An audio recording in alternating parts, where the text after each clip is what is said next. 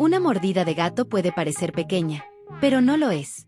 Los gatos tienen dientes finos y afilados, que penetran profundo en la piel. La herida se cierra por fuera rápidamente, pero las bacterias quedan atrapadas dentro.